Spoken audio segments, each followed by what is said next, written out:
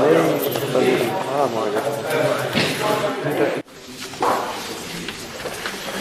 afternoon. We are about to finish this conference. It is my pleasure to introduce you Professor John McDowell, who is professor at the University of Pittsburgh, and he will talk on art, meaning, understanding, etc., definite states. Is this on? I can't tell. Am I audible at the back? Some assent from... Yeah. Bring it closer to me, maybe. How's that? I'm getting some yes from the back. Is that all right? Yeah. Let me start, as some people have, by saying how grateful I am to have been invited to this beautiful place to take part in this excellently organized symposium. At the beginning of a paper called Wittgenstein on Understanding, Warren Goldfarb says this, I quote, Wittgenstein's treatments in the philosophical investigations of the cognitive or intentional mental notions are evidently meant to persuade us that, in some sense, understanding, believing, remembering, thinking, and the like are not particular or definite states or processes. Or, if this is to say anything different, that there are no particular states or processes that constitute the understanding, remembering, etc. That was Goldfarb. And to be fair to Goldfarb, I should stress how, in that remark that I quoted, he hedges the thought he attributes to Wittgenstein with, in some sense. It's also true that he immediately goes on to say, I quote again, such a dark point desperately needs clarification if it is not to deny the undeniable. For surely we may, and Wittgenstein does, speak of a state of understanding or of thought processes. Surely when one understands a word, a sentence, or the principle of a series, one is in a particular state, namely the state of understanding the word, sentence, or principle. That was Goldfarb. That's the beginning of Goldfarb's paper, and that's the only appearance of these points that he says are undeniable in his paper. He spends the rest of the paper elaborating the sense in which, according to his reading, Wittgenstein discourages us from thinking in terms of definite or particular states or processes. The sense in which, as he there acknowledges, Wittgenstein had better have nothing against such talk, gets no further attention from him. In this paper, I want to try to redress the balance of it. Of course, my aim isn't to take issue with Goldfarb in particular. I've cited him only to get the thing going. What I hope is that there may be something to be learned by thinking about what it might be to avoid being confused by a picture of understanding and so forth as definite or particular states. But first, I'll follow Goldfarb and say something about what happens when the picture does reflect a confusion of a sort that Wittgenstein undeniably wants to warn us against. Now, there are certainly places in the philosophical investigations that point in the direction that Goldfarb indicates. Perhaps the most explicit, perhaps the most familiar, is section 154, where Wittgenstein says, try not to think of understanding as a mental process at all, for that is the expression that confuses you. Why is thinking of understanding as a mental process, or maybe we should say event or happening, it's foregone, rather than thinking of understanding as a mental state? Why is it that Wittgenstein is discouraging here? Well, in this region of the text, he's considering exclamations like, now I know how to go on, or now I understand, section 151. In the situations he's concerned with, understanding seems to be, this is 151 again, something that makes its appearance in a moment. Or one might think of 138, one grasps the meaning of a word in a flash. And it's presumably these onsets of understanding at determinate moments that in 154 he's advising us to try not to conceive as mental happenings at all. But that's surely of a piece with advising us to avoid thinking of what sets in at those moments as mental states. The advice comes in a context in which Wittgenstein is considering a temptation to conceive, say, understanding a number series, or knowing its principle, as, and I quote 149, a state of a mental apparatus, perhaps of the brain, by means of which we explain the manifestations of that knowledge. This figures as a kind of gloss that in the frame of mind he's discouraging here, one is tempted to put on this thought, I quote 146, to have got the system, or again, to understand it, can't consist in continuing the system up to this or that number. That is only applying one's understanding. The understanding itself is a state which is the source of the correct use. About this idea of a state which is the source of the correct use, Wittgenstein remarks, and this is still 146, what is one thinking of here? Isn't one thinking of the derivation of a series from its algebraic formula, or at least of something analogous? But this is where we were before. The point is, we can think of more than one application of an algebraic formula, and every type of application can in turn be formulated algebraically. But naturally, this does not get us any further. The application is still a criterion of understanding. That was the end of longish quote from 146. So the suggestion is something like this.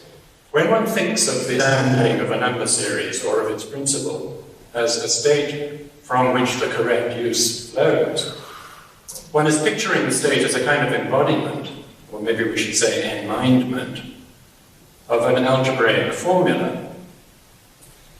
Considered as a mere piece of notation, a formula stands there like a signpost, wording from section 85. That is, it stands there like a thing that's in fact a signpost, but considered in abstraction from what it means in people's use of it, in abstraction from its pointing the way. Maybe considered merely as a board of a certain configuration, fixed on a post. Like a signpost considered like that, a formula considered like that is, as we might say, normatively inert. It doesn't itself sort behavior into what accords with it, namely writing down the right numbers in the right order, or going in the direction the signpost points in, and what doesn't accord with it. One tries to conceive understanding the series as an embodiment of a formula in some suitable medium, as he says perhaps in the brain, 149. One ensures that over and above the state one's picturing, there would need to be a specific interpretation of the formula it embodies, a specific way of applying it, from among more than one that it's capable of bearing, before we could have in view something in the light of which what the person whose state it is does, in the way of purportedly extending the series, is correct or incorrect. Just as a formula considered like this is in itself normatively inert, so an embodiment of a formula conceived on these lines couldn't contain within itself resources to determine which numbers it's correct to write down if one is to extend the series, of whose principle the state was supposed to constitute an understanding. And that's emphasized in the context I'm talking about, still high, by Wittgenstein's remarking that the criterion for the presence of the pictured apparatus ought to be a knowledge of the construction of the apparatus, quite apart from what it does. If we conceive the state that we're picturing like this, well, it can't be the state itself, what we were trying to picture as the person's understanding of the series, in the light of which the numbers the person writes down are correct or not. It can't be that in the light of which what the person does is up for assessment as correct or incorrect.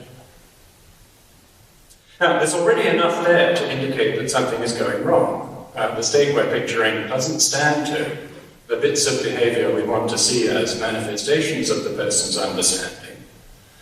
in the relation in which the person's understanding would need to stand to those bits of behaviour. That's the relation of being something they accord with, or not, if the person makes a mistake or is deceived about what she's writing or whatever. If understanding the principle of a series is a state, it ought to be the state itself, not the state reinforced with one among many possible interpretations of the formula it embodies, in the light of which the behaviour is assessed as correct or not. But this point doesn't exhaust the trouble we fall into if we start out trying to conceive understanding on the lines Wittgenstein is considering around here. Appealing to the concept of accord and failure to accord is a way of spelling out the idea of following a rule or acting on a principle. For instance, Wittgenstein's main instance around here, the principle of a number series.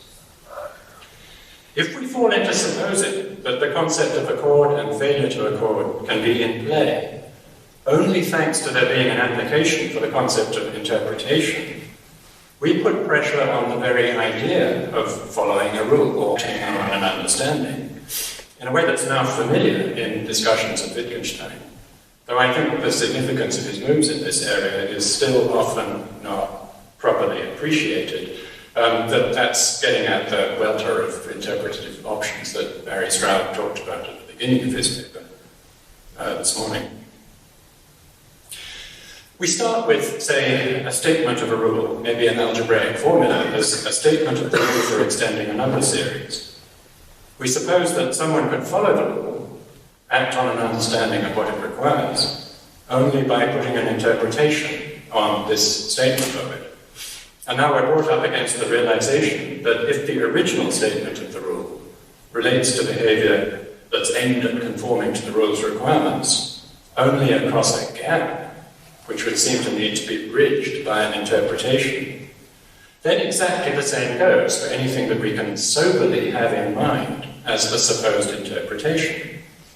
It's just another statement, or at any rate, just another expression of the rule, just as much in need of interpretation, before the idea of acting in accord with the rule can have determinate content, as the original statement of the rule was. That's obviously the beginning of a regress, and if we can't find anything wrong with the assumptions that lead us into the regress, we'll be deprived of the very idea of behavior that accords with the rule, or with the principle, or with an understanding. That means we'll be deprived of the very idea of a determinate understanding. That's, of course, getting at what goes on in section 201. Now, it's natural to respond to this threat by saying that what one's behavior in, say, extending a number series is correct or maybe incorrect in the light of is, of course, not, for instance, a formula considered as a mere piece of notation. No, it's the meaning of the formula, or maybe the formula as one understands it. And there must be a way of taking that response in which it's simply correct. I mean, it feels like a bit of common sense as one says it. But there's a risk of being tempted to conceive the meaning of the formula as it figures in that response, as an item of the same character as the interpretations that succeed one another when one traces out the regress. One interpretation after another as if each one contented us, at least for a moment, until we thought of yet another standing behind it, 201. Just like that, except that it's somehow not susceptible to interpretation. It was the fact that it's susceptible to interpretation otherwise than as determining the right series that revealed an ordinary interpretation as standing in need of further interpretation before it could determine one rather than another continuation of the series. Once we start on the project that seems to require, to ensure that the interpretation gets interpreted in the right way, it emerges that the next interpretation in its turn is susceptible to more than one interpretation. So it's still not determined how the series is to be continued. That's the beginning of the interminable regress that figures in the argument sketched in section 201. How the series is to be continued is never going to get determined on these lines. And now we're tempted to conceive the meaning of, say, a formula as something that allows us to take the first step, but not to need to take the second step in that progression, so that the threatened regress starts, but immediately stops. This conception of meaning is just like an ordinary interpretation, except that it's somehow not itself susceptible to interpretation. It's expressed by Wittgenstein in the Blue Book. In this passage, I quote, "What one wants to say is, every sign is capable of interpretation, but they mustn't be capable of interpretation. It is the last interpretation." That clearly sounds the note of, I can bring this regress to a stop, the last interpretation. Now, I said somehow not itself susceptible to interpretation. If we fall into this conception of a formula's meaning, or perhaps a person's understanding of the formula or of the principle of a series, as the last interpretation, we convert an idea that we ought to be able to take in our stride, the idea of writing down, say, numbers in a way that's in accord with one's understanding of the principle of a series, into an idea the whole point of which is really that it incorporates what we're conceiving as a mystery, somehow as a gesture at that. Now it looks as if we've opened up a way to rescue the idea of acting on an understanding from the threat of foundering on the regress, but only by means of a quasi-magical concept of the relation between the understanding and the behavior that acts it out. We've replaced the idea of an embodiment, or perhaps I should say enmindment, of, say, an algebraic formula, with the idea of an embodiment or enmindment of something that's just like a formula, except that, unlike an ordinary formula, it mysteriously can't be interpreted otherwise than as requiring just the right numbers at all points in the extension of the series. The idea of an embodiment of a formula yielded a picture of an arrangement in a mental apparatus. That could no more be something in the light of which performances of writing down numbers are correct or incorrect than a bit of mere algebraic notation considered in abstraction from its use in mathematical practice could be. The criterion for the presence on a page of a bit of mere algebraic notation would be independent of what it would be correct to do if one were told to extend a series in accordance with the principle it expresses.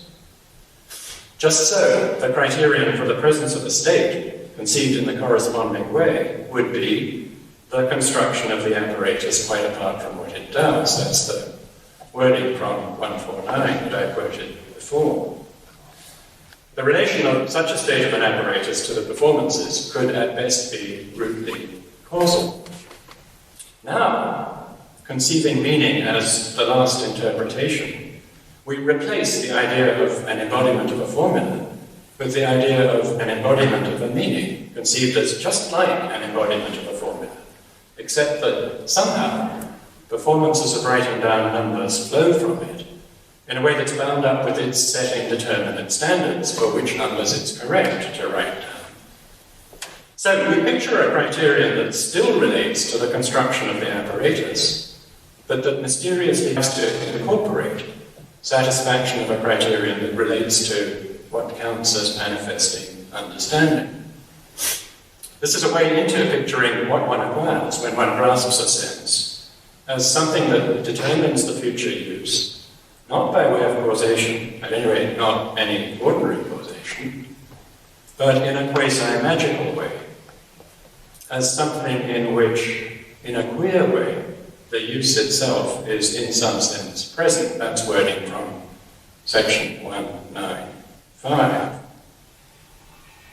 Now that brings out, I mean it to anyway, bring out the difficulties that Wittgenstein considers as besetting a certain sort of reflection about following a rule or acting in the light of an understanding, lead naturally into a particular version of the idea that phenomena of meaning and understanding involve states and happenings in the mind conceived as a queer kind of mediums, wording again from the Blue Book. In its general form, this conception of the mind is encouraged by such thoughts as that words or other signs considered in themselves are mere dead sounds or marks. And then we're tempted into a picture in which life is breathed into the otherwise dead signs by motions in the mind, which is a queer kind of medium. Breathing life into these dead signs is pictured as an occult feat, of which only something as special as the mind could be capable.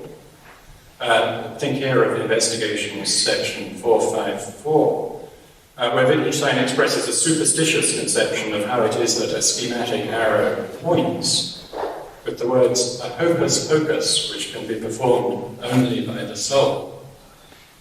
What we now have before us is a particular version of this kind of picture. It's not just that meaningful signs are conceived as infused with life by motions in the mind, but also that tested performances in the course of, say, extending a number series reflect a quasi-magical efficacy exerted by a configuration in the same mysterious medium. The occult medium of the mind is pictured as the locus of configurations from which performances that manifest understanding flow. In a way that's like the way events flow from states of regular mechanisms or bits of apparatus, except that this machinery is capable of mysteriously placing its output in the normative light, constituted by the outputs being correct or incorrect in the light of the configuration from which it flows. Near the start of these reflections of Wittgenstein's, as I mentioned, the idea he's concerned with shows up in the guise of an idea of a state of a mental apparatus, perhaps of the brain. That's 149, I quoted it before. But I think we're now in a position to see that that could be at best a provisional attempt at expressing the condition whose unfolding is depicting. Once it's clear that nothing but a configuration in an occult medium could seem to meet the requirements that we're shaping up to being tempted to place on a state of understanding, the idea that the brain might serve as the locus of the required configurations must surely emerge as unsatisfactory. No doubt the brain is very remarkable, but not in a way that amounts to its being capable of quasi-magical feats, to its being capable of hocus pocus.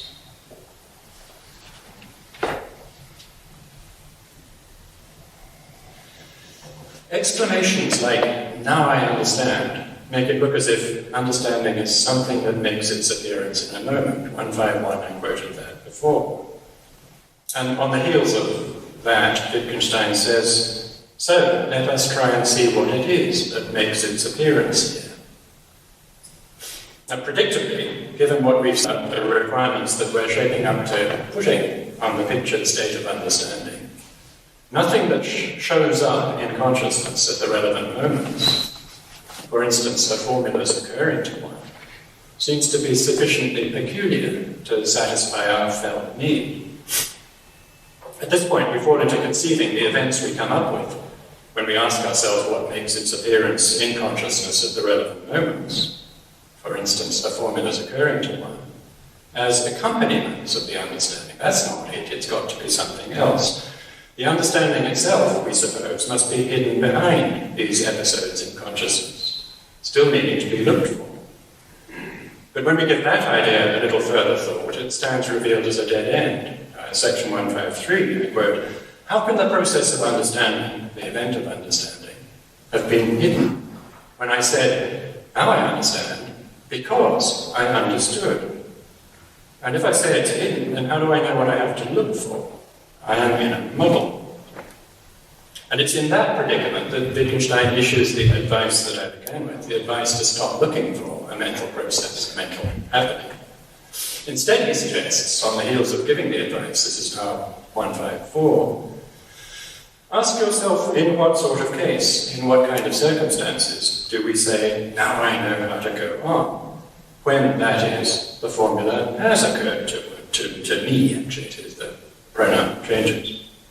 So we're to remind ourselves of how these expressions, now I know how to go on, now I understand, are used, and the idea is that would disabuse us of the felt need to look for an occurrence in consciousness that makes an utterance of one of them true, which has seemed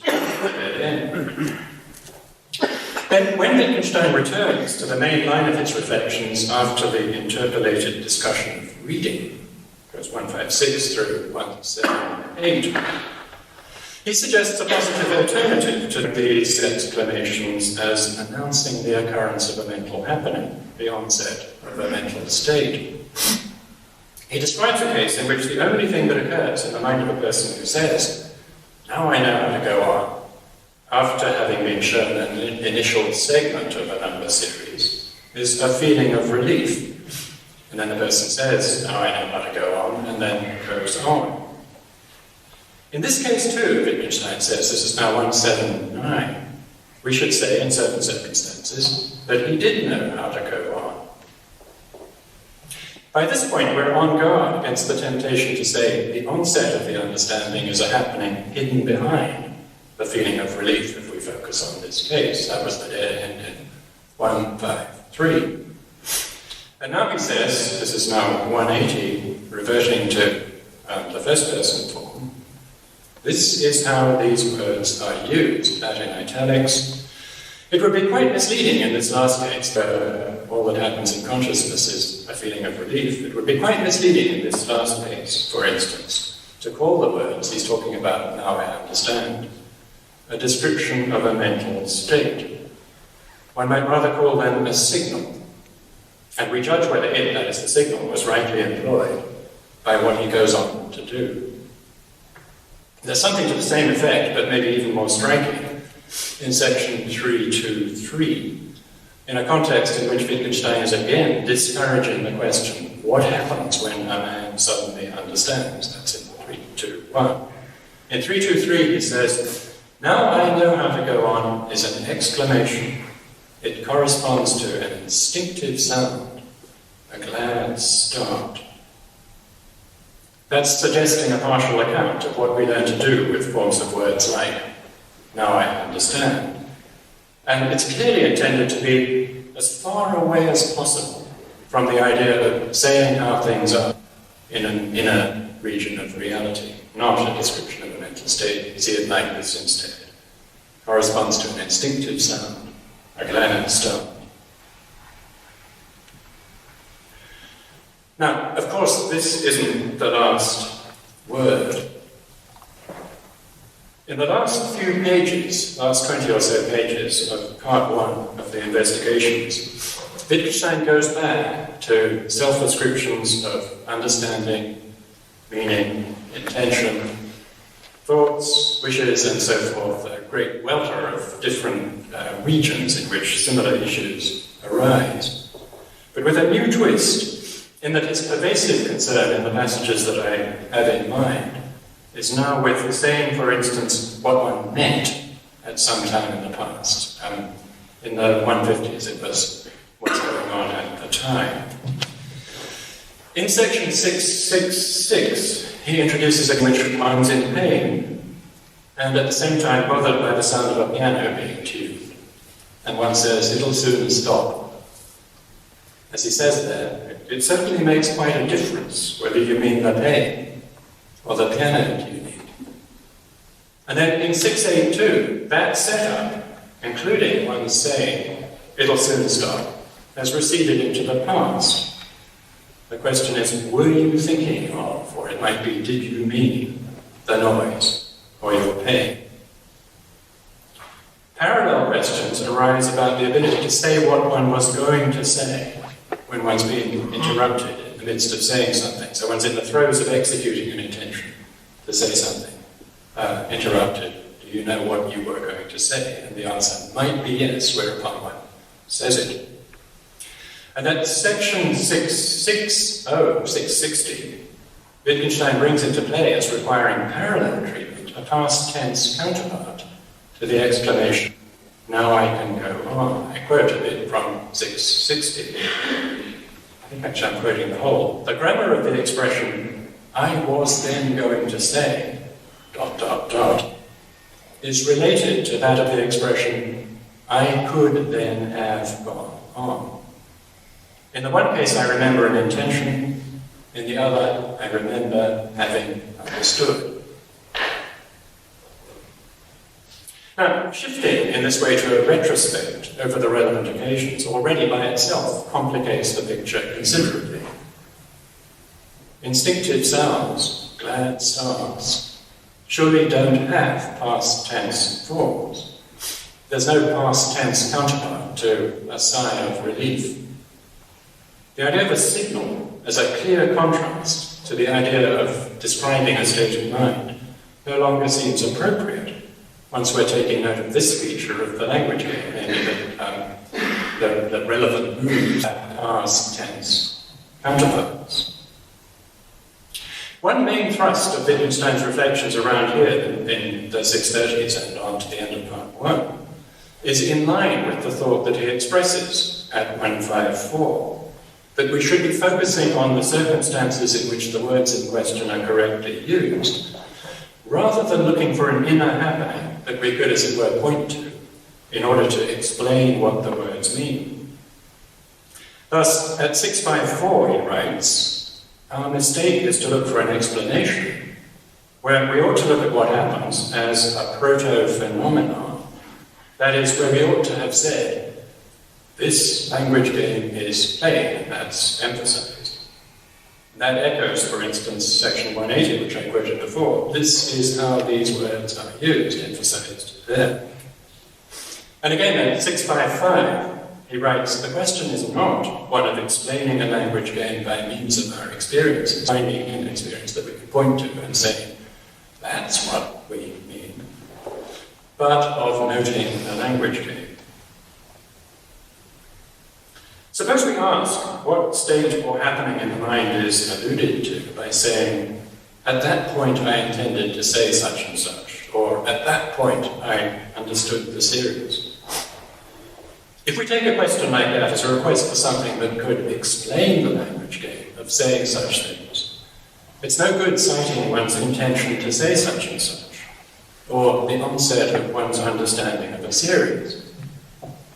Invoking such things would be just making moves within the language game. It wouldn't be stepping outside it, as one would need to do in order to explain it.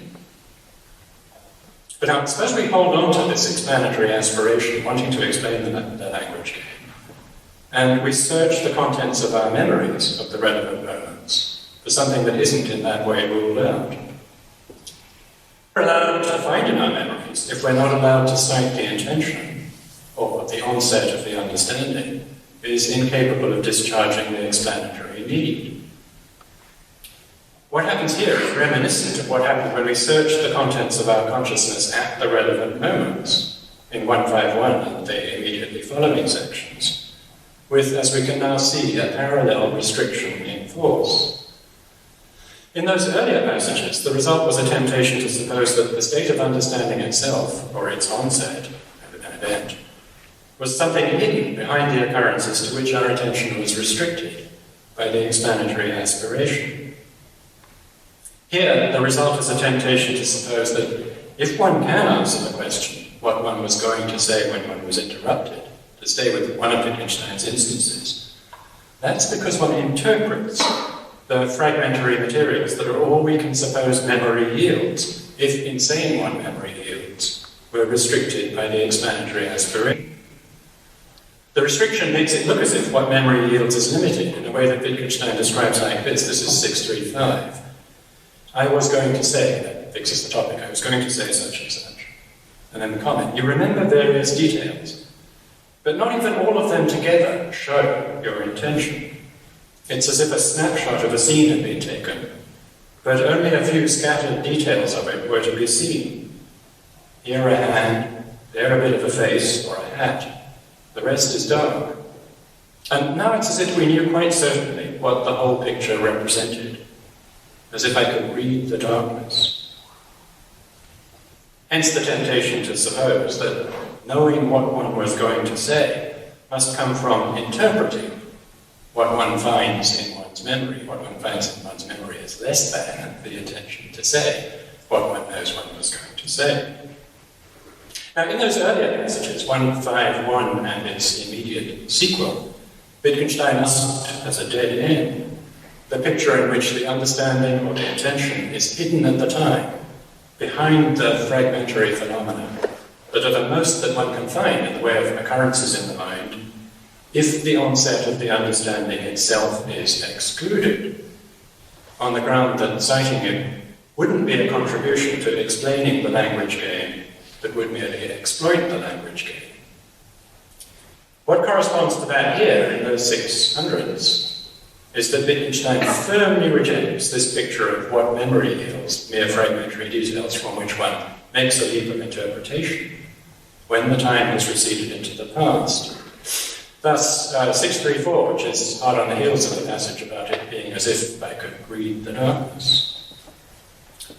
When I continue the interrupted sentence and say that this was how I had been going to continue it, this is like following out a line of thought from brief notes.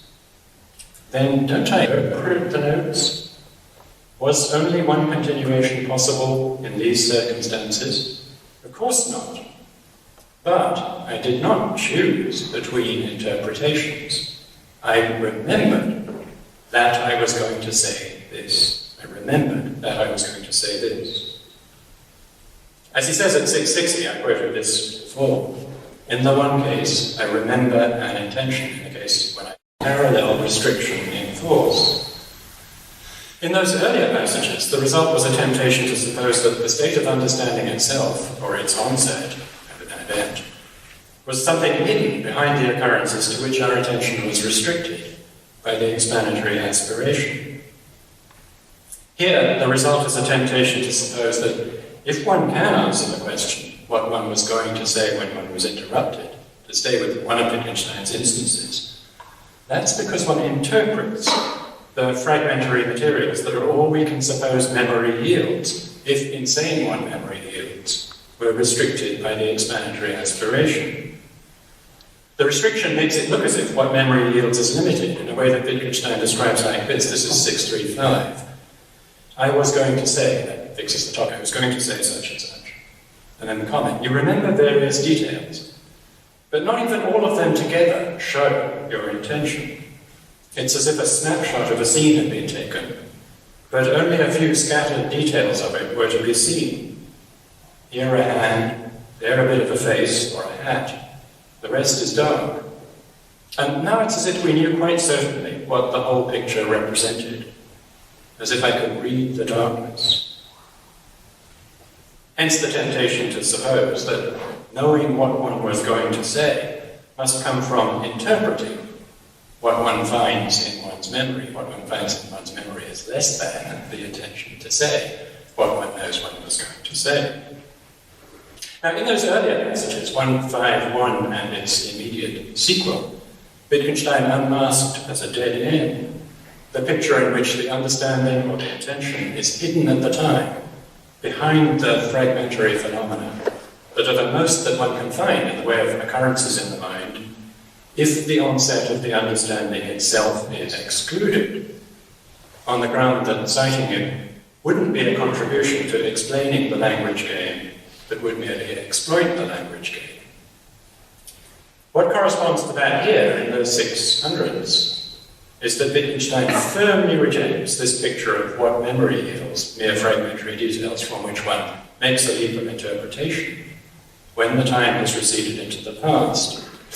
Thus, 634, which is hard on the heels of the passage about it being as if I could read the darkness.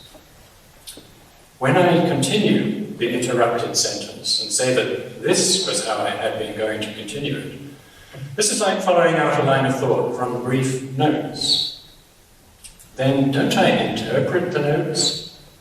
Was only one continuation possible in these circumstances? Of course not. But I did not choose between interpretations. I remembered that I was going to say this. I remembered that I was going to say this. As he says at 660, I quoted this before, in the one case, I remember an intention, in the case when I say what I was going to say was.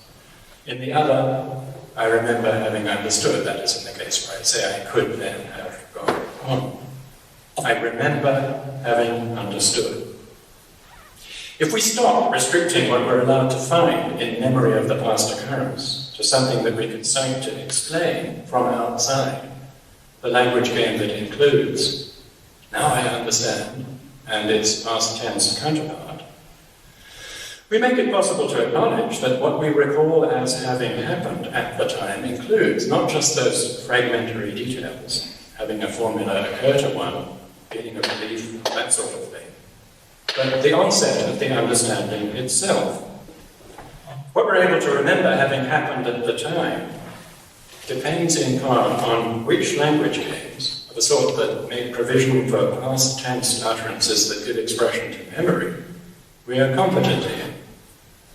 Learning the language game that includes "now I understand" and its past tense counterpart gives us a new possibility of saying, straight off, without needing to interpret what we can recall, how it was with us on suitable past occasions, namely that, at that time, the understanding of the series set in.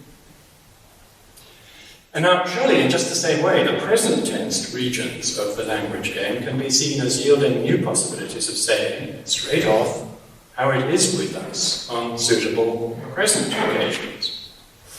When we say what makes its appearance on an occasion when our command of the language game enables us to say, "now I understand," we're not restricted to occurrences that we could conceive as there in our consciousness anyway, independently of our command of that language, so that we might hope to appeal to their presence in order to explain what it is that moves the language game to be correct.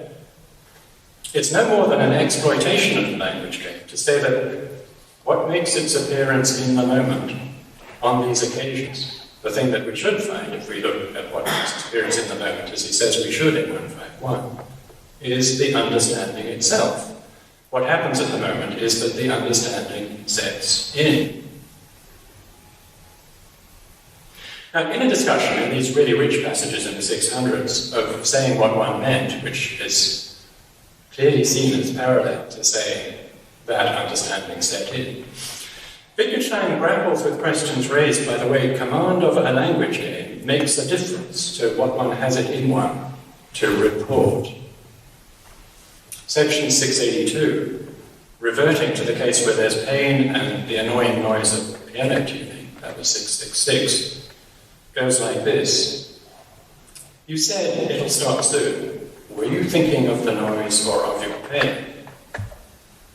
If he answers, but still Wittgenstein, if he answers, I was thinking of the piano tuning, is he observing that the connection existed, or is he making it by means of those words? Can't I say both? If what he said was true, didn't the connection exist? And is he not, for all that, making one which did not exist? Is he observing that the connection existed, or is he making it by using those words?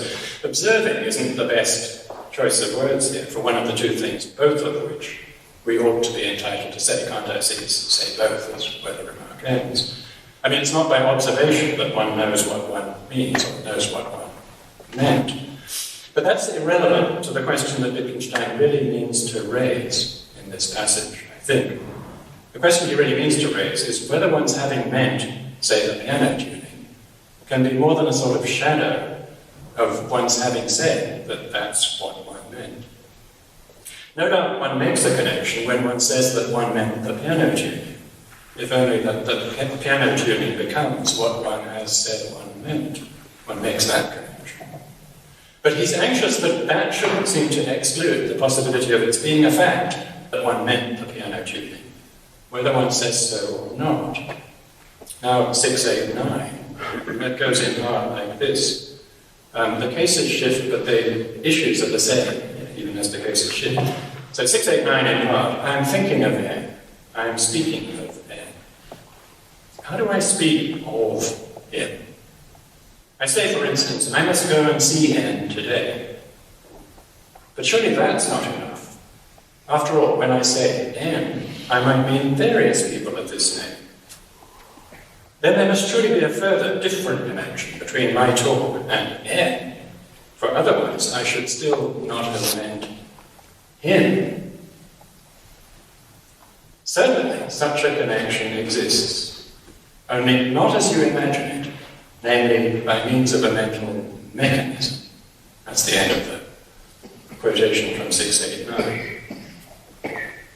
If what's in one's mind when one says, it'll stop soon, or when one speaks of someone, is limited to items that might be candidates for explaining the language game of saying what or whom one means or meant, then when one considers the connection implied by forms of words like meaning the piano tuning or meaning air, one will seem to face a choice between supposing the connection is put in place by one's actually saying what one means, on the one hand, and picturing it as an actualization of an occult power of the mind, a mental mechanism, on the other.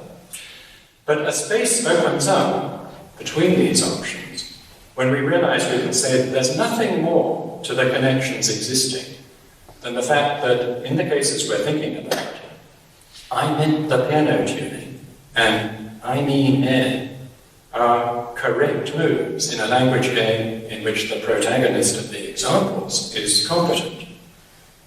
And it can be true in given cases that they would be correct moves, even if they're not actually made. So if they are correctly made, we can understand that to report a connection that exists independently of their being made, these moves in a language game, though not independently of the subjects being competent in a language game in which such moves can be made. Now, all that makes room for a much less hard line on the applicability in this kind of area of concepts like the concept of descriptions of mental states than was suggested by the passages I was considering before, the 150s and 179, 180. In 180, which I quoted before, about now I know how to go on, Wittgenstein says it would be misleading to use the phrase description of a mental state. Contrast now 662 from the series of passages I've been talking about, where about a clearly parallel case, apart from the change of tense, he says, this is 662, one can now say that the words, I wanted him to come to me, describe the state of my mind at that time. And again, one may not say so, to both ways, where one can now say, yes, that's a description of the state of my mind, or again, not. One had better not say so, if that's going to lead one to picture the state of mind that's supposedly described as a setup in an occult mechanism. Here we might remember, not as you imagine it in 689. But it's now clear that we have a different way of picturing it.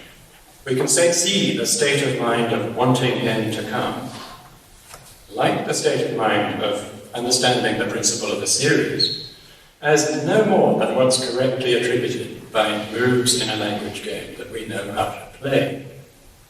So description of a state of mind comes back as perfectly available categorization into which to place this kind of speech act. What I'm urging may, or indeed may not, but may is what he says here, come into sharper focus if I end by briefly trying to direct it against a certain tendency in the interpretation of Wittgenstein on questions about understanding and how understanding shows in doing things like writing down series of numbers. But I'm going to consider a very explicit expression of this tendency in the writings of David Pears. I'm going to be working with wordings from the introduction to the second edition of the little book of Wittgenstein, rather than wordings from The False Prison, but I could have found wordings from The False Prison too. Pears starts from a point he puts like this, I quote, according to Wittgenstein, the distinction between following a rule and violating it cannot be wholly independent of the difference between the way we find it natural to develop the series and other ways of developing it. Cannot be wholly independent of the difference between the way we find it natural to go on and other ways of going on. That seems undeniable. That much I don't want to take issue with at all. But what Pears makes of that thought is this. To follow a rule requires, over and above anything one gets into one's mind when one grasps the rule, perhaps at a moment at which one can say, now I understand, now I've got it, a contribution from the rule follower himself. That's David's words. The rule follower's mental equipment, what the rule follower has now, gives only incomplete guidance as to what he's to do in the future when he reaches a certain point in extending the series. This incomplete guidance has to be supplemented in an unavoidable leap from language to the world by the rule follower's propensity to find it natural to write one number rather than another at the relevant point in the series. Nothing genuinely contemporary in his mind can determine what he should write at the relevant point. And now I quote a whole sentence. The correct solutions to his future problems, what number shall I write now? Problems of that shape are going to arise as he extends the number series. The correct solutions to his future problems cannot possibly be contained in anything that is in his mind now being the moment at which it becomes possible for him to say, I've got it, now I understand. So the idea in question here is that a current understanding of, say, the principle of a number series, the idea that's under attack is that a current understanding of the principle of the number series already determines what number it's correct to write when one gets to a certain point in extending it. One's arrived at 1,000, and then one's understanding determines that 1,002 is the number to write next. If there were no way to persuade oneself that one could make sense of that idea, that the current understanding determines what it's going to be correct to do, except by falling into the picture of the current understanding as a setup in an occult mechanism, a configuration in an occult medium, then indeed we ought to have no truck with the idea.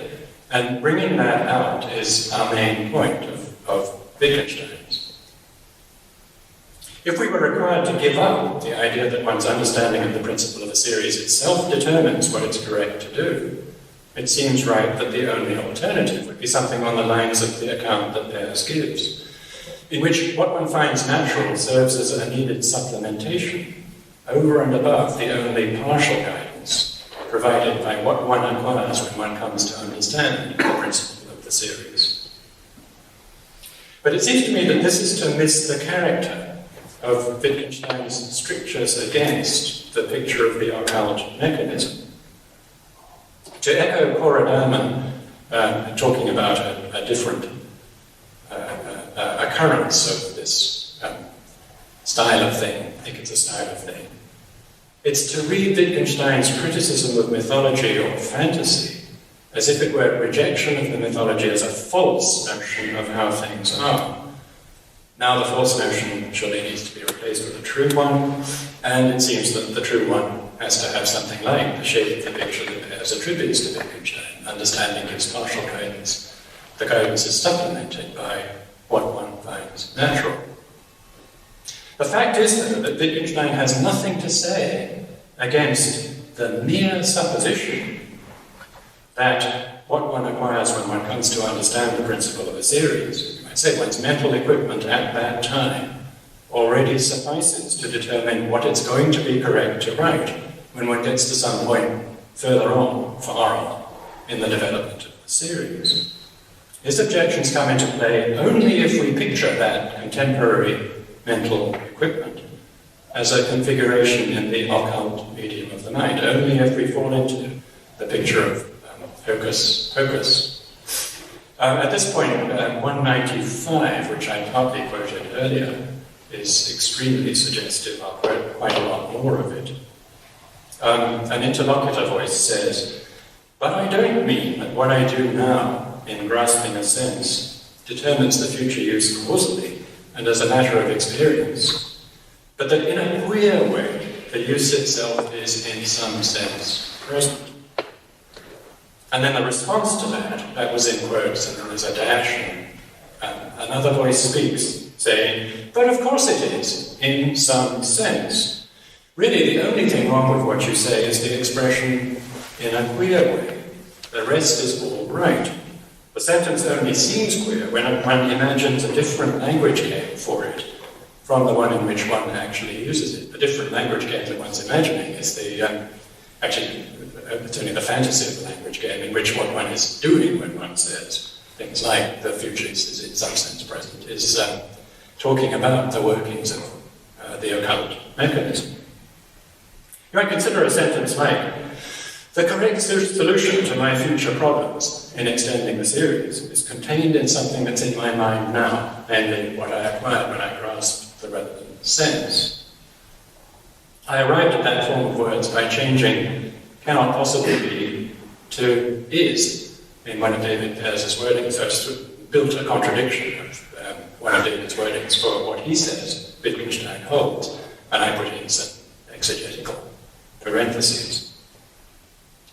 A remark like that is surely a pretty good counterpart to the future use is in some sense present, which is the core of what the interlocutor voice in 195 wants to say. What Wittgenstein says in 195 isn't what Peirce says he holds, that it can't possibly be right to say such things. It's that if we place saying such things in the right language, we can see that they're innocuous, that they're all right. What you say is all right, as long as you drop in a queer way. One might now compare 689, which I quoted a while back. Certainly such a connection exists. This is now the case of by me and him, the connection between me and the person I mean. Certainly such a connection exists. Only not as you imagine it, namely by means of a mental mechanism. There's nothing wrong with saying the connection with the person one means exists. Just as there's nothing wrong with saying that how to extend the series is present in the understanding that sets in at a moment. The problem is only in supposing that these connections have to be queer.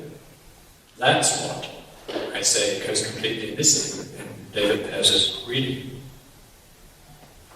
Of course, it's true that what we find natural primitively and what we can be induced to find natural by being suitably schooled are an essential element in an account of the language game. In particular, an account of how's viable at all. This is the language game of saying things like now I understand.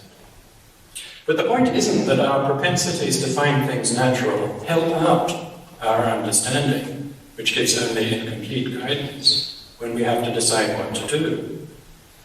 Rather, the point is something like this, that is sort of alarmingly like a philosophical thesis, but something along these lines. Our propensities to find things natural are partly constitutive of what it is that we ascribe to ourselves. When we say, exercising our competence in the language game, now I understand. And it's no more than taking the language game seriously to rephrase a remark like that by saying this.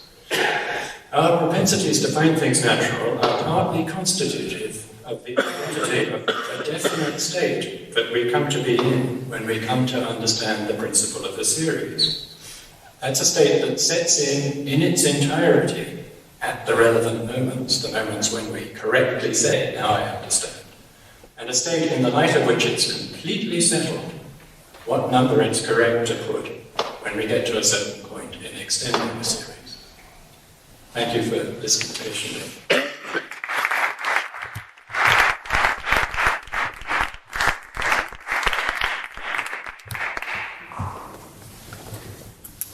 Well, let's start the debate.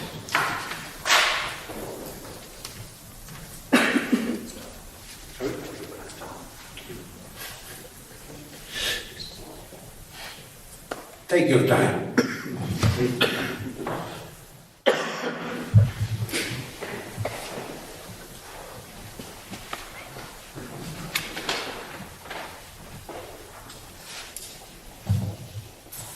Don't take too much time. Just proper time.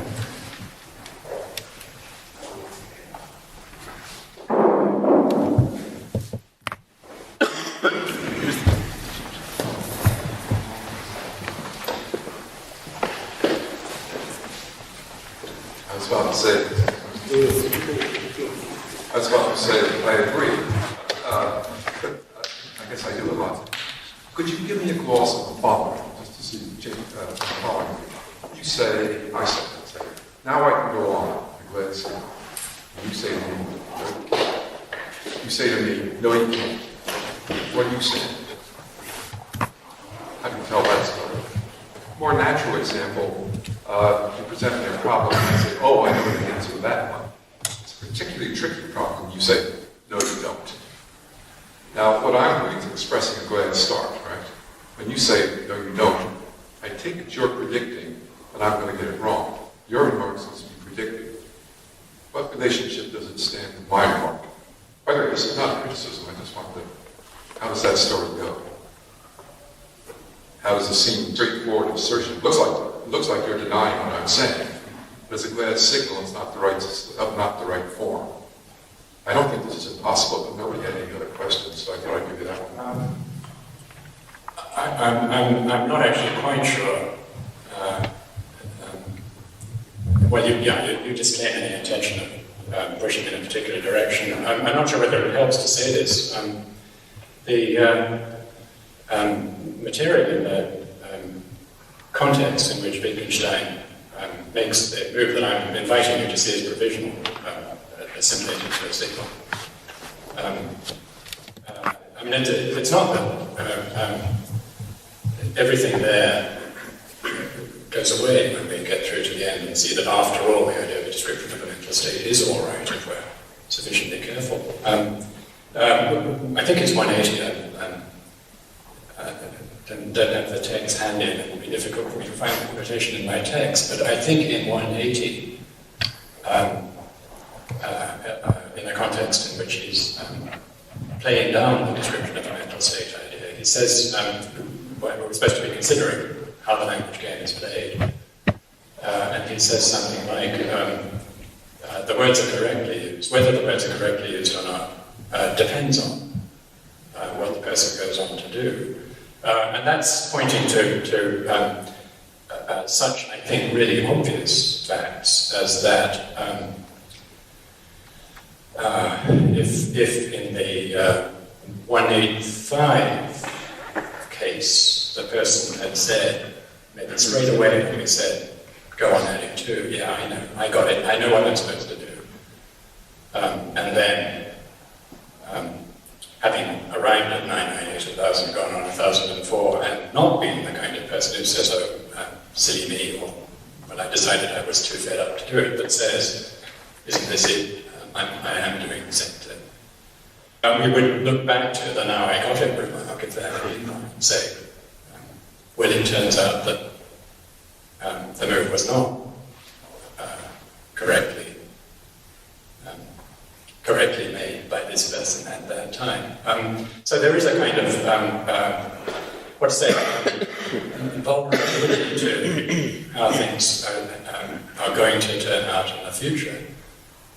Always. I mean, I think that you just extrapolate from the case. If somebody says, now I understand, and I say, and I accept it, I go around and say, yeah, yes, Berlin has understood. There's a vulnerability to the future, because if you turn out in the future to be like the 1004, 1008 person, I'm going to have to take it back. Now, I don't know what more there is to say about. I might be suspicious right at the beginning. I mean, if it's somebody who's really new to this kind of game, a child who's too young really to play this kind of game, be listening to other people playing this kind. I mean, the kind of game where I give initial segments and people say, got it, and press on with the series. The child doesn't really get any of it, but says, I got that one. And I say, no, you didn't. No, you don't understand. I don't know what more to say about what I'm doing if I do that, except by bringing into view that kind of, well, as it seems to be a really obvious point about the vulnerability to the future. I mean, indeed, there's a prediction. There's a predictive element in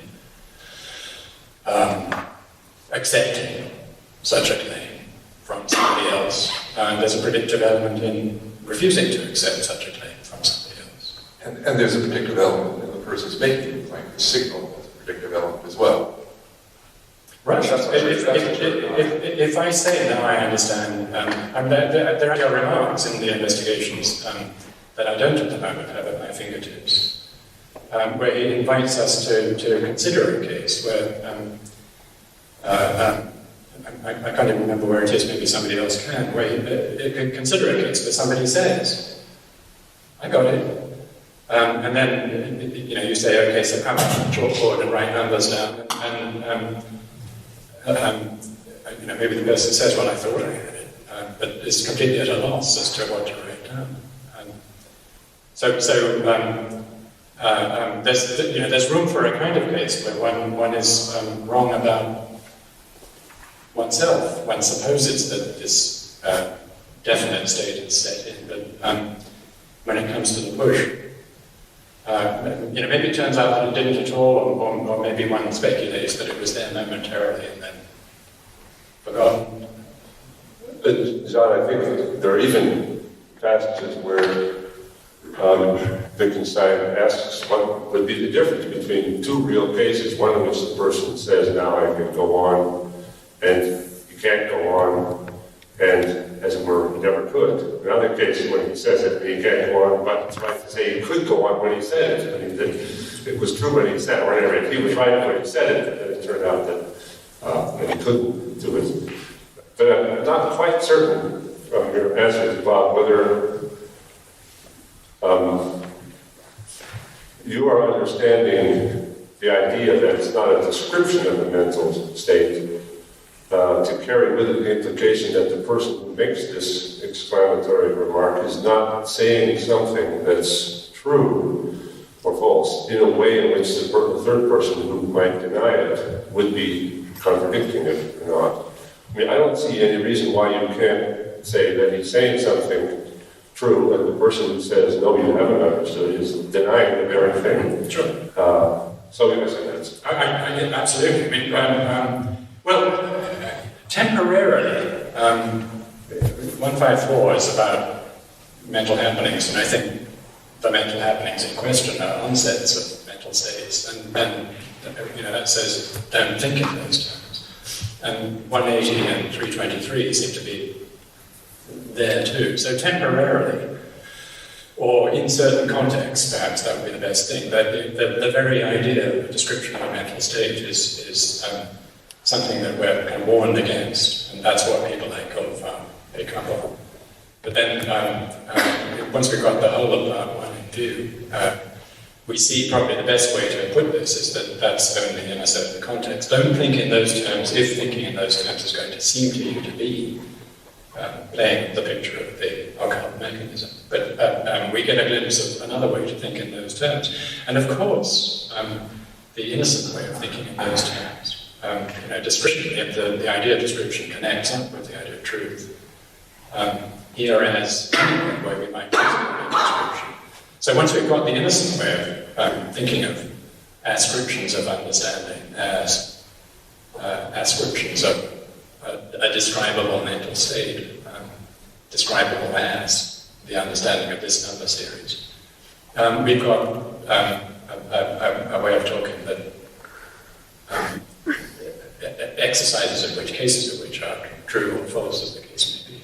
I was thinking too, there is right there, I'm not sure, maybe in the late 170s, where he reminds us all the different kinds of things that we can call descriptions there. I mean, so that it's okay, to say that you understand, it's not much of a description, so to speak, if you mean listing a bunch of the qualities of a mental state. It's saying you got it.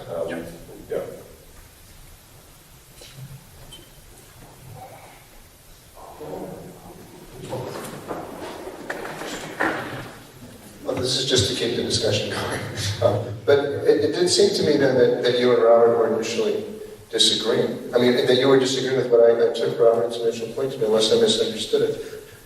I mean, the difference here is between saying, no, you can't, construing it as a prediction, and saying it has a predictive element, or saying it's what you say when you say something about these things is vulnerable to the future, and what happens in the future. If one does take, now I can go on to be a sort of start, a sudden start that pertains to the present, and no one takes, no, you can't, to be simply a prediction, that is a claim about the future, then it does look like these things can't contradict one another. Whereas I take it, the point you want to make about both now I can go on, and no, you can't.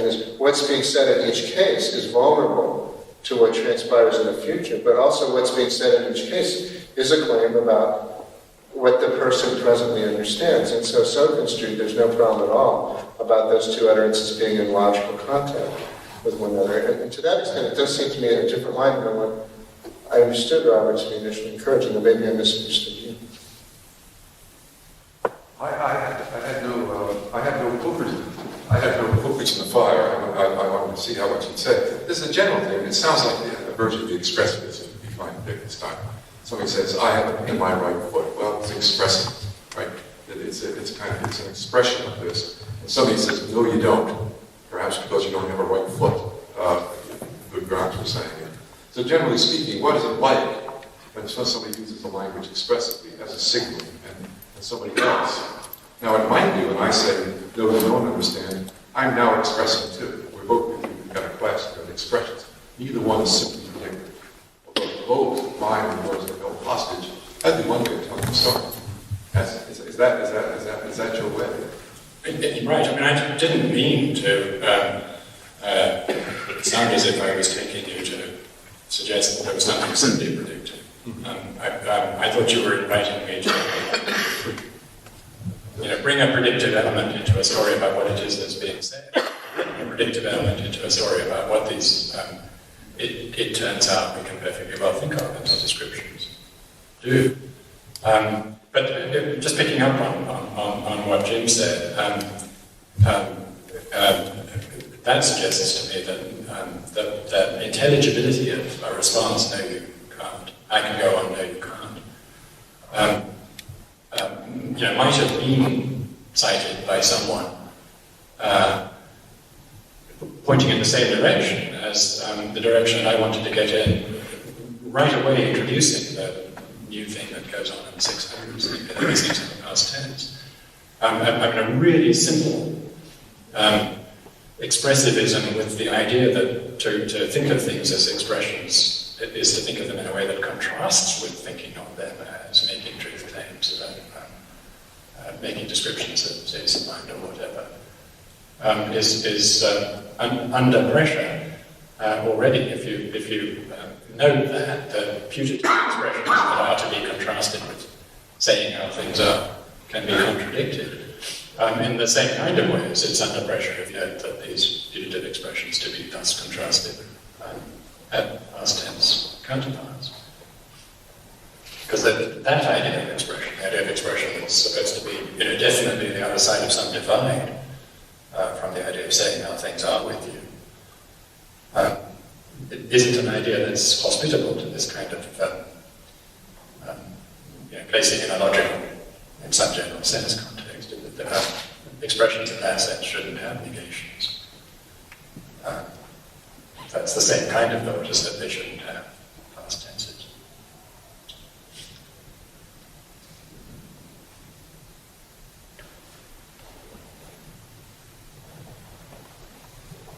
My question may be completely off track, and I wouldn't be surprised if that were the case, and I apologize if that is the case, but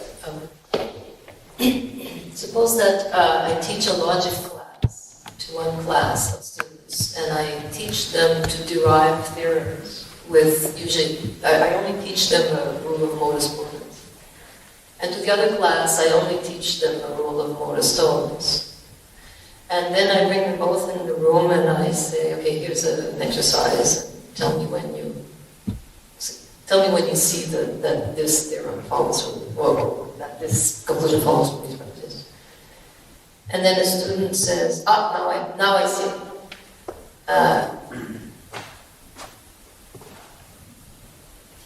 Well, it would seem to me that one would have to say that there's a fact of the matter about a descriptive fact of the matter about the mental process, the state that the student is in, that he reached the conclusion through modus ponens or through modus tollens. And does that disturb anything you've said? No. Can you say how not?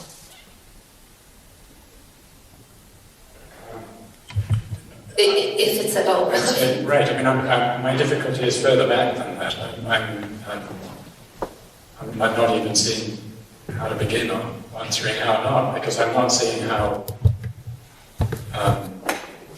Well, I was thinking, if understanding is confused, if we should not think of understanding as a mental process, we should not think of understanding as a state.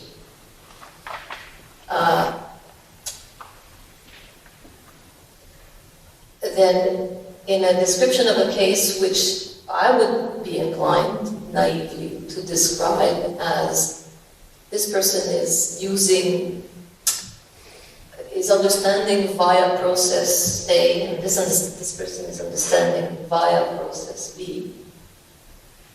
Are we allowed to say that on the view that says that it's confused with understanding as a process or as a... Yeah, right. The view that I am finding in Wittgenstein is not the view that it's confused, period, to talk about understanding as a mental state, or to talk about nonsense of understanding as mental events. And I guess it would carry over to exercises of understanding as mental happenings of some sort. That isn't the view. Just because that won't cope with passages like, I mean, my star passage, I guess, is 662. If you just read 180 and took it home as your account of Wittgenstein's life, it's quite misleading to talk about a description of a mental state in 180. And then somebody said that what about 662? You'd be at a loss, because 662 says it's all right to say I wanted N to come to me as a description of my state, my mental state at the time. And by that time, it's perfectly clear that the issues are the same. It's all right to say I wanted N to come to me as a description of my mental state at the time. It's all right to say when I said, now I understand, an understanding set in. That was a mental state set in. There was an event, the onset of a mental state. So I'm not saying that Wittgenstein says it's confused to use the idea of descriptions of mental states or descriptions and narrations of mental happenings. That's got to be stuck in a context. The point of those passages, such as 180, quite misleading to say description of a mental state, or 154, try not to think of the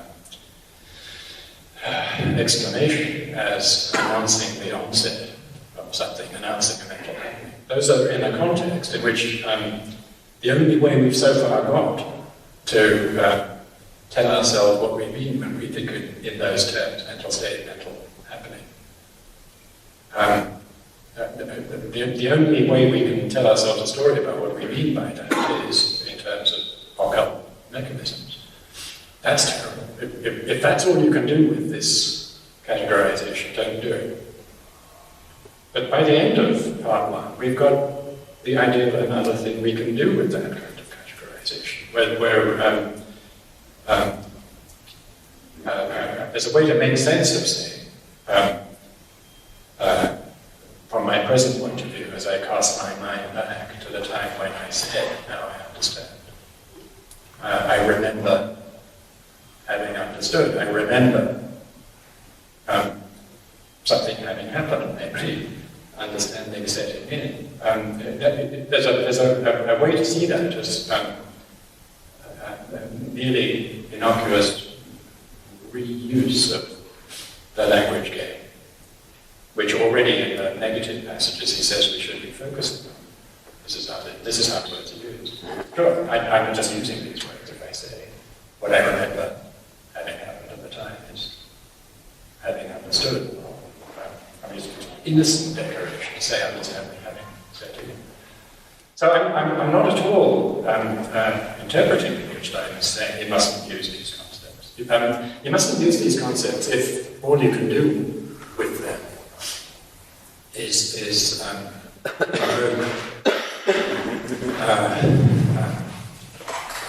configurations in an occult mechanism. But what opens up is the possibility of using them not invoking that sort of thing. So it's just fine to raise the question that did this one do it by successive steps of experiments? Maybe.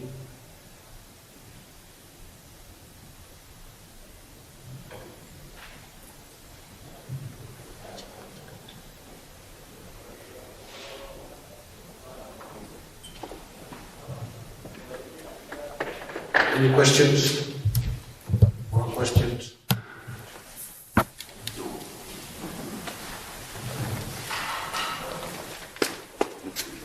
Just a point of clarification. Wittgenstein underlines the external nature of the relation between understanding and the occurrence of various kinds of mental happenings. And the internal nature of the relation between understanding and the overt behavior, which is correct according to the communal adopted standard of correctness. I wonder if this distinction plays a role in your reconstruction or not.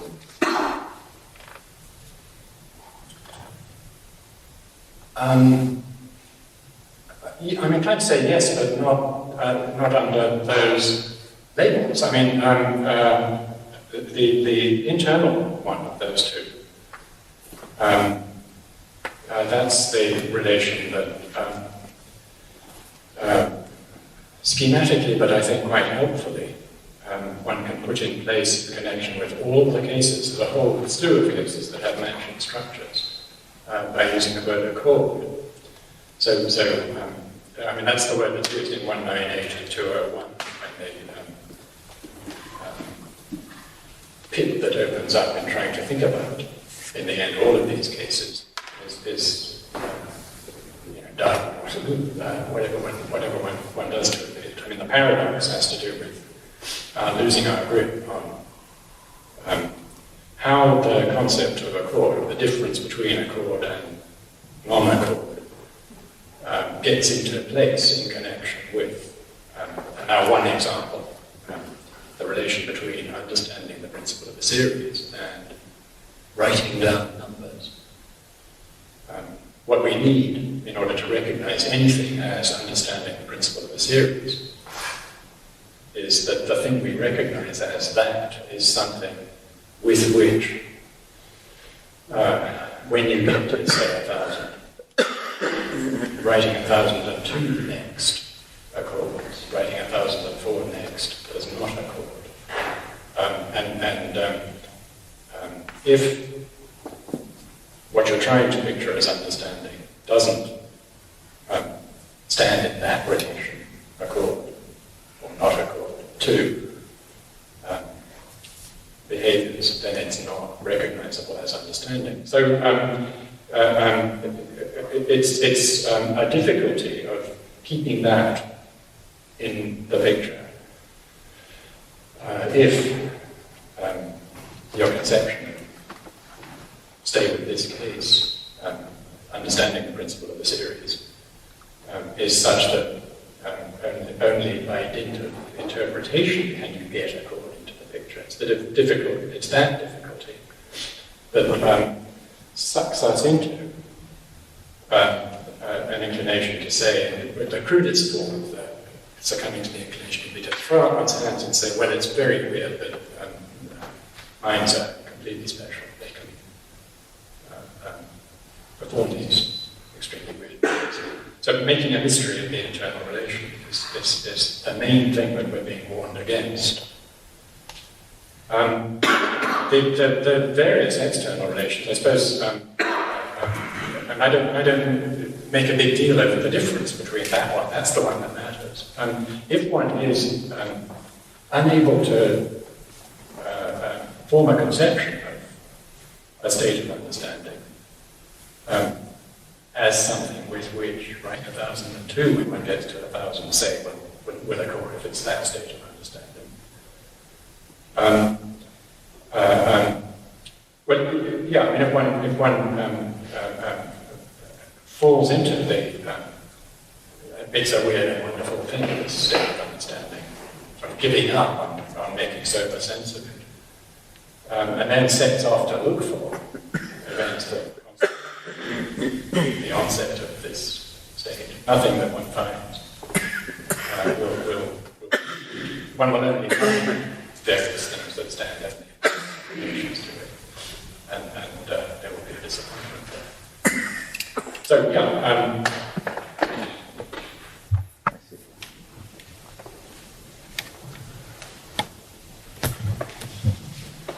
Any more questions? Comments? Please.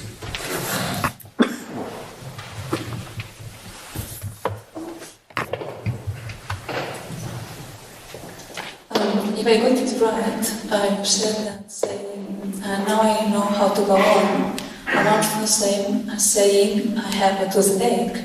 That is, you don't describe an inner process, you don't state anything, but you only express something, you exclaim, you're just doing exclamation. So if things are like this, then nobody would have the right to tell you, no, you don't, that's it, you don't have a toothache, you don't know how to go on. Then I don't see why you would have a problem there, because you're not stating anything. So nobody could tell you, no, you don't. Is that right?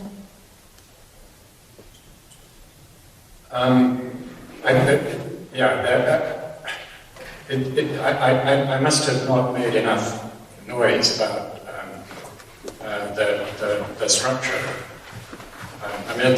These passages in Wittgenstein are quite complicated, and I began with a set of passages which are such that if you looked only at them, you would take him to be pushing some such line as that. He almost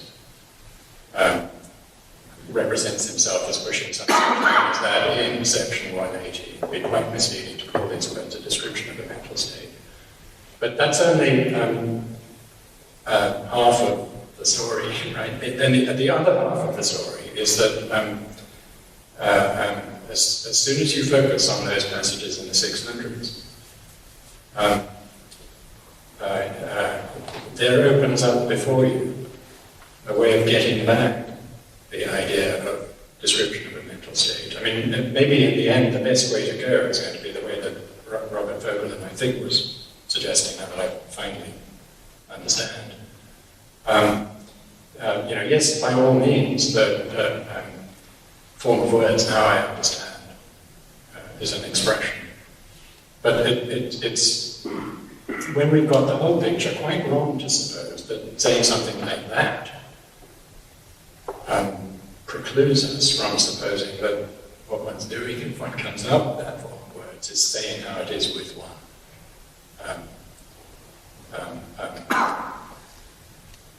But there's nothing against using wording like description of a mental state.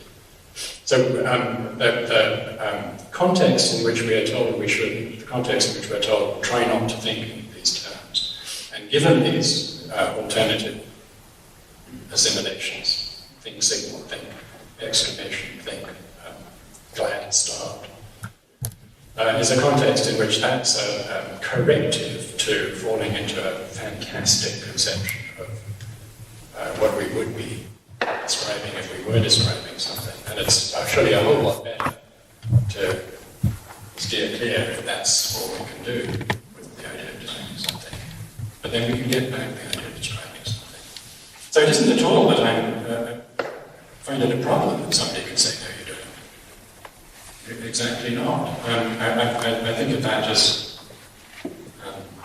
now that I've seen what point it is that it makes, exactly like the fact that these exclamations have past tense clause. That would be a problem if somebody wanted to say, glad start.